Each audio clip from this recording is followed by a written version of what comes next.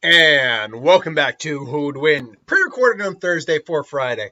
So this one comes to us from The Mask, Smokin', and Batol. I'm gonna say P. I can't pronounce your last name at the moment without butchering it to hell. I'll give it one shot. Patika, Bartol P. Asked the question, and again, one of those scenarios where I get so many horror suggestions for who would win that I was surprised that this was the only time I got. These were the only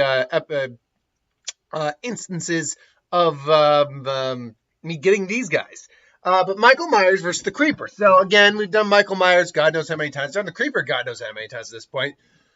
So it should be a pretty quick video. Michael Myers, depending on what timeline you go with, is different.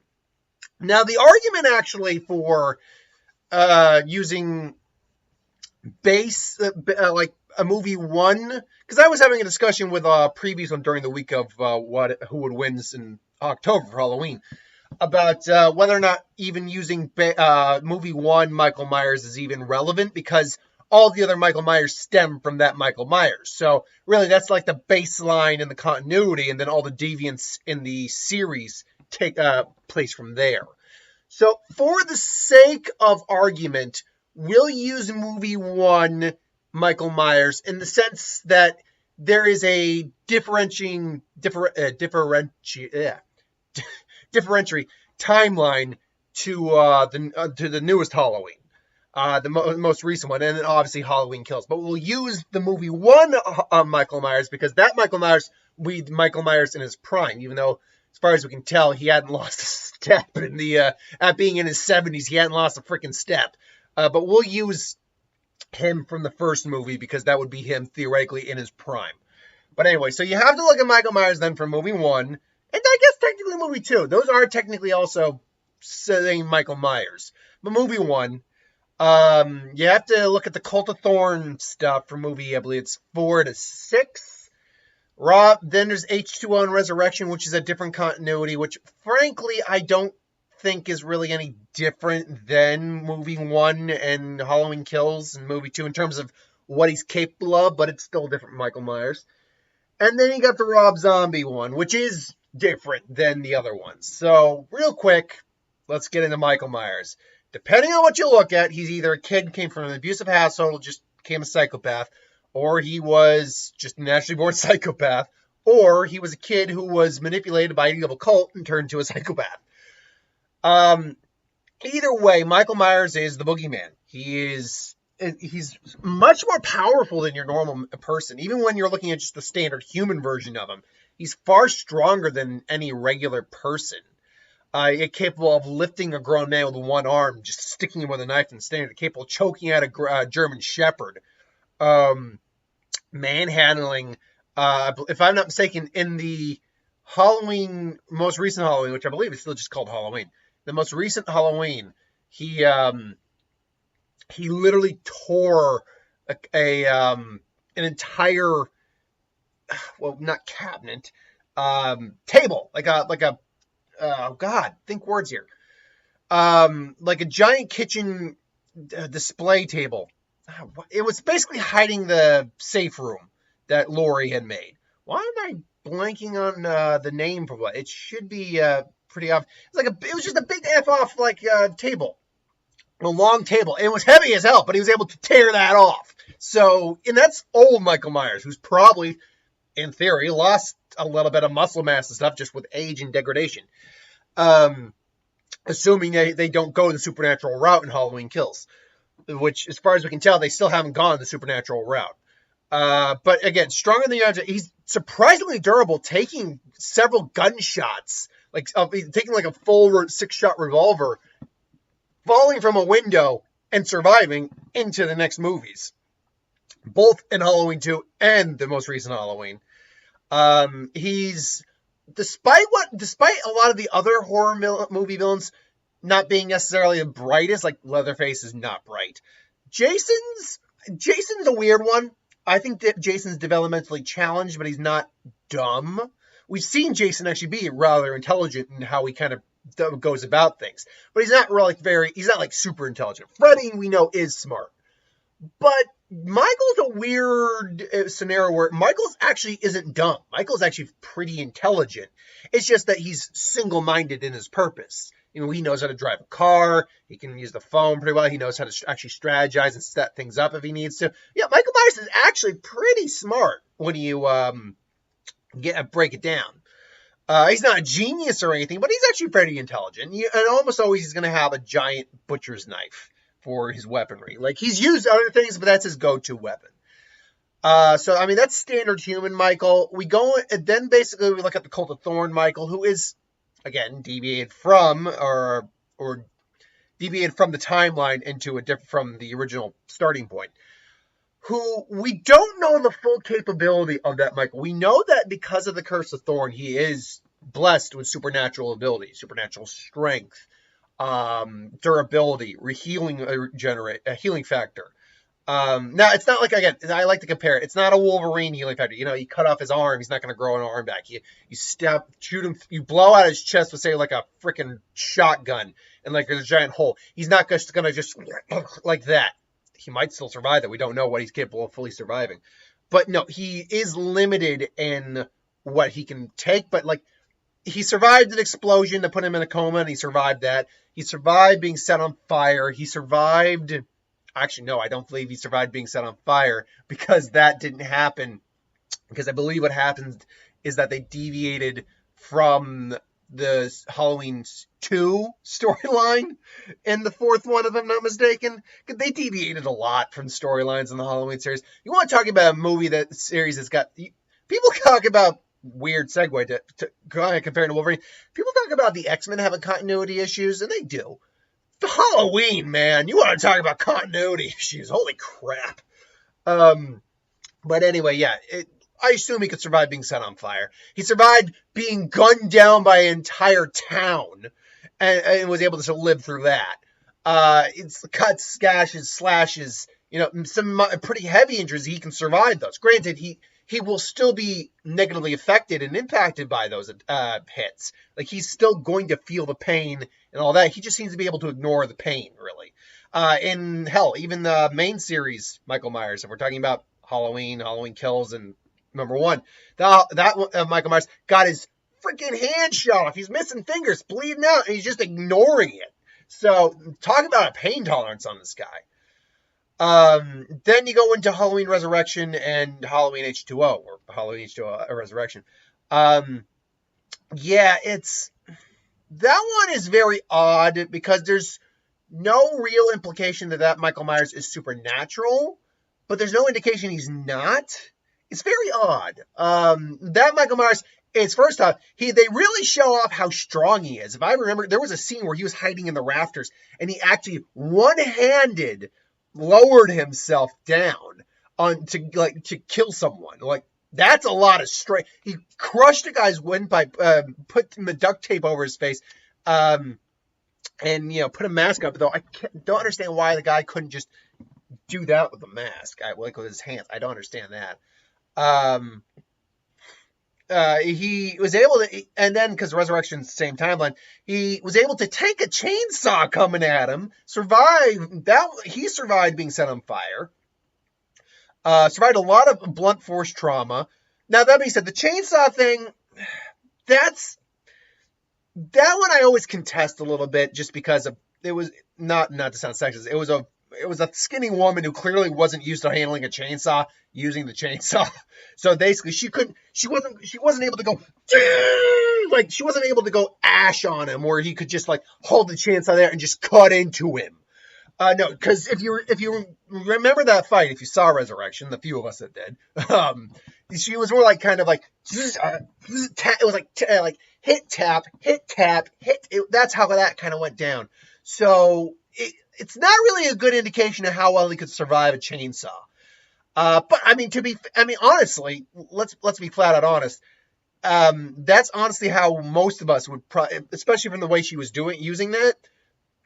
That's kind of how most people would probably handle a chainsaw. Is that it'd be like cut, especially if you don't know how to use. Now to be fair, the reason she had to use it that way, and the reason it was backlashing on her like that, is possibly because he has a very thick and durable body.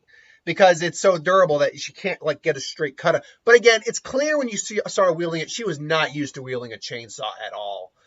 So take that chainsaw thing for what it's worth. Last but not least is the Rob Zombie H2O, Rob Zombie one, who by all account is suffering from a mental illness. There's that whole angel, like woman in white thing in the second one, whatever that bull crap is. But he's suffering from a mental. There's isn't a supernatural element as far as we can tell. It was just psychosis. But he's by all accounts, he's human. He's just a really big, powerful guy. That's about it. So I can't really go much more than a Rob Zombie one. So again, now that we're almost 10 minutes in, let's talk about, or almost 11 minutes in, let's talk about the Creeper. The Creeper is a being that's existed for, we don't know how long, probably hundreds of years, maybe even thousands, definitely hundreds. And I believe it's every 23 years for 23 days, he gets, or is it 27? No, Pennywise is 27. Or every 23 years for 23 days, he gets to, eat and feed. Physically, he is much more powerful than your average man. He can easily crush someone and cut or snap someone in half if he wants to. He can fly due to his wings. He's extremely durable and has a very powerful regenerative factor, usually stemming from the ability of consuming body parts he likes to replace body parts on him that are going bad. Hence why I believe you want Justin Long's eyes in the original, is that he was you could tell his eyes were pretty much either blind. He was either blind or near blind. He's capable of smelling fear with a third nostril on his head. He's also very intelligent in his own right, being around for as long as he's been. He's created some magical items, magical weapons, such as his axe, that shuriken he has, which is basically almost like a homing shuriken. His truck is a death trap in its own right. And he's, again, durability-wise, he can tank gunfire with no problem. He's been run over by a car. Now, that put him, now let's be clear, that didn't kill him, but when he got run over, it did slow his ass down quite a bit. He had to go into a prison and start eating people to, like, kind of recover from that. So while he does have a healing factor, it is somewhat dependent on the body parts he eats to replace the body parts that, he needs. In theory, and he's also been blown up and nearly reassembled himself. So there you go. He lost his head, took off someone else's head, and replaced his head. Now, what the Creeper is has still yet to be explained. It is believed that he is a demon. And furthermore, it's believed that the actual Creeper itself is that frill you see on the back of his head.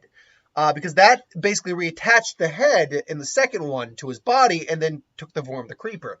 So ultimately, it's possible, however unlikely or likely it may be, that the actual Creeper is this thin, like, parasite demon that attaches to individuals.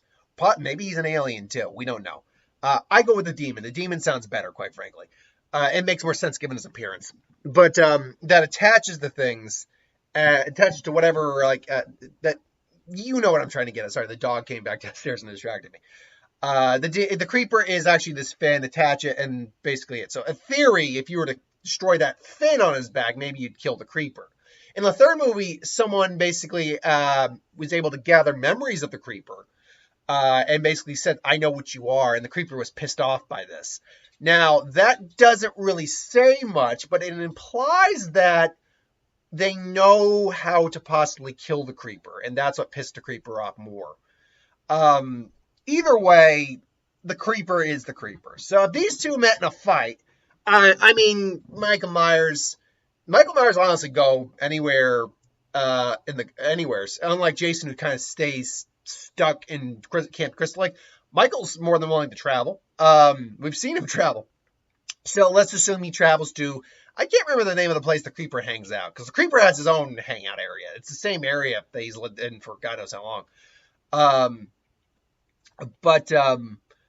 So let's say Michael Myers has tracked Laurie Strode there to, where he is. And ultimately, it's the Creeper's feeding schedule, and it's near the end, and the Creeper's like, "Oh, I want to eat these people." And Michael Myers gets in the way, and the Creeper, I imagine the Creeper and Michael Myers would definitely look at each other kind of odd. Like, even the Creeper would tell, this guy's not normal. Huh. And Michael Myers would be like, okay, I'll admit, I'm a psychopath. I want to kill Laurie for no other reason because I want to and I'm evil. Was not expecting this on my day. But anyway, Michael Myers is just staring for a little bit and then walks towards him. Now, there is one severe downside to Michael Myers, and that is Michael Myers is slow as F.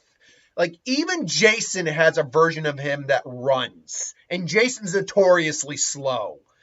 Whereas Michael Myers, for some reason, he just has no interest in running. Maybe it's because he has some sort of innate homing sense on his target. We don't know. But what we do know is that he very rarely moves in any sort of fast manner. Unless he's in close quarter combat, which we do actually see him move, at least somewhat quickly at point. Not like that, not like reacting. But he'll move around, he'll struggle, he'll actually move. Whereas, the walking thing is like, why? There's no point. Maybe it's like he just doesn't care. It's just his purpose to go and find and kill. So he just doesn't see the reason to rush that. But Michael just walks towards the Creeper. The Creeper just like, he throws his shuriken at Michael. Michael just takes it. Now the shuriken's actually pretty freaking deadly too. Like, it can one-shot kill people, no problem. But it just hits Michael. Now we're only looking right now at the human Michael right now, from standard movie point, original movie, to Halloween Kills and Halloween, the newest one.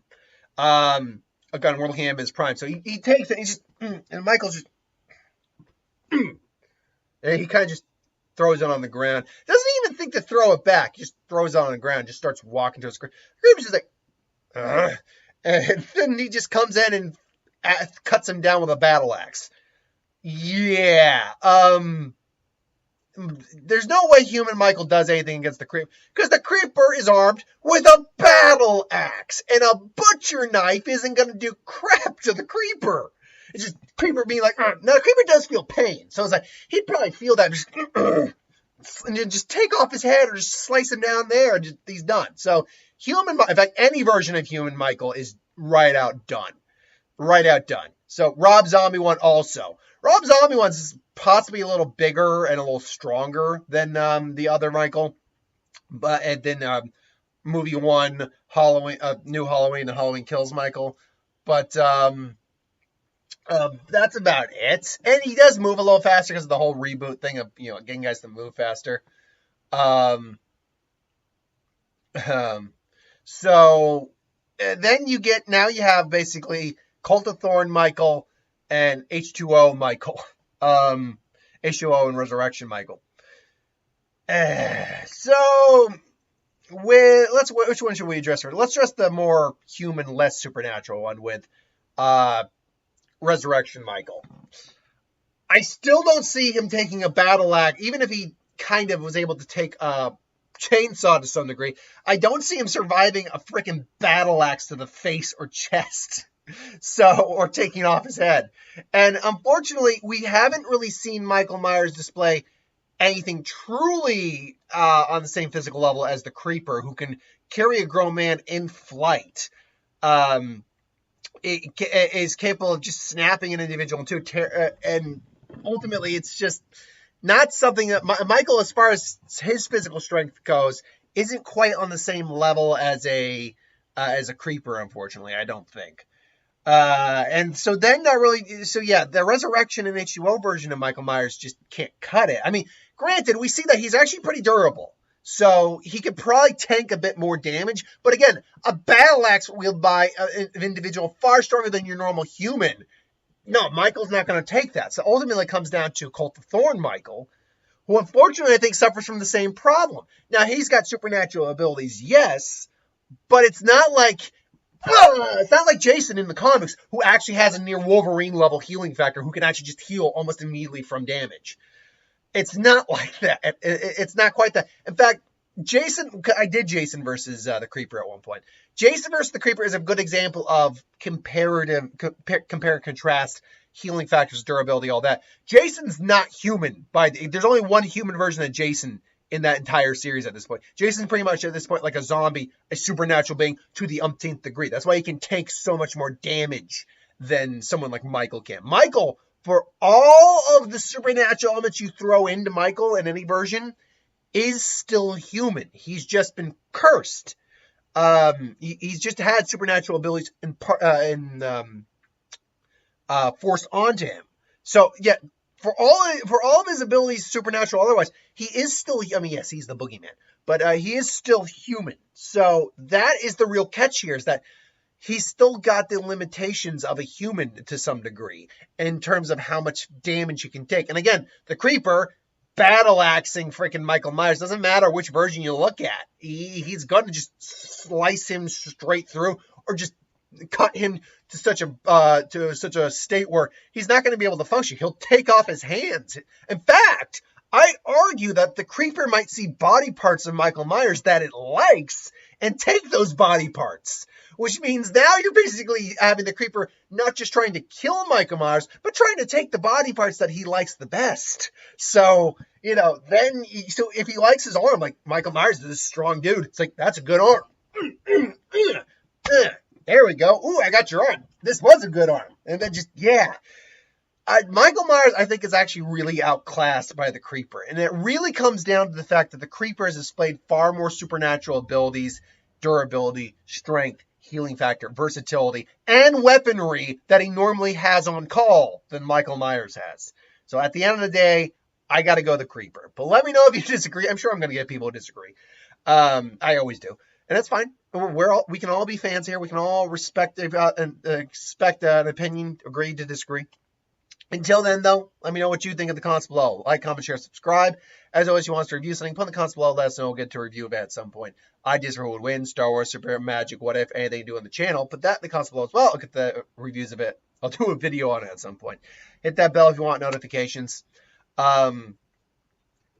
I don't got much else. This is actually pre-recorded for Friday, and I don't have any plans else for Friday. So really, if anything, right now it's my day off. So my girlfriend's finally coming home. She's been away for a couple months, so my girlfriend's finally coming home. I'm looking forward to seeing her.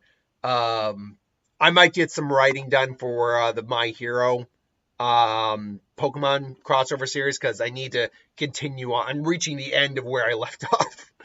Until then, though, thanks for watching. I hope you enjoyed, and I'll see you next time.